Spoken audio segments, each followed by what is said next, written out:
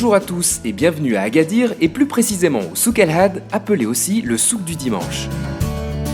Bonjour Amal, tu peux nous en dire un peu plus ? Le Souk El Had est le plus grand souk du Maroc, mais aussi d'Afrique. C'est simple, on y trouve de tout. Des articles de cuir, de la vaisselle, des vêtements, des articles ménagers, de l'électronique, en passant par le fameux tapis berbère confectionné à la main. Mais ce qui nous intéresse aujourd'hui, c'est la partie maraîchère du souk. C'est simple, une fois que vous avez dépassé les nombreux sports, c'est un festival pour vos 5 sens. C'est vrai, fruits, légumes, épices, huile d'argan, miel et autres spécialités locales régaleront votre vue et votre odorat. Et c'est ici que j'ai décidé de vous emmener aujourd'hui pour vous parler d'un produit que j'adore particulièrement, le citron. J'ai rendez-vous avec mon marchand, Saïd le Chinois. Vous me suivez ? Allez, on te suit Amal si tu sais vraiment où se trouve Saïd. Ah, je crois qu'Amal est aussi perdu que nous. Troisième porte, je tourne ? D'accord, merci beaucoup. T'es sûr que c'est par là ? Bah dis donc, plutôt difficile de trouver son chemin ici, non ? Le souk est tellement grand qu'on peut s'y perdre facilement, mais toujours avec plaisir. Bonjour Saïd, je te cherchais, ça va ? Alors, tu as reçu les citrons ? Oui, les citrons verts et les gens, Oui, ça les vert. super, merci. Super.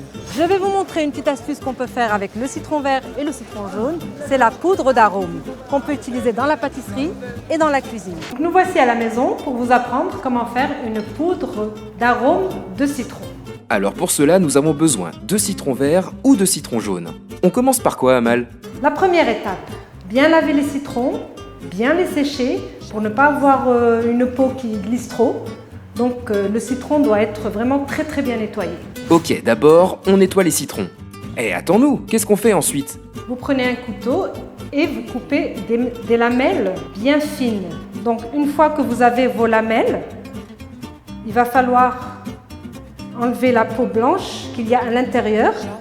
Effectivement, la peau blanche, c'est ce qui va donner un goût amer. Mieux vaut l'enlever entièrement avec un couteau bien aiguisé. Donc l'enlever au maximum. Tout doucement, elle s'enlève facilement en principe.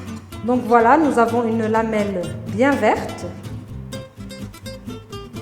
Et pour les faire sécher, on va couper en petites lanières pour que le séchage se fasse plus vite au soleil. Et voilà le travail. Pour un petit bocal, une quantité d'1 kg de citron devrait suffire. Choisissez-les donc plutôt gros afin d'avoir assez d'écorce. Et qu'est-ce qu'on fait ensuite ? Deuxième étape, vous les mettez dans une assiette et vous les placez 3-4 jours au soleil.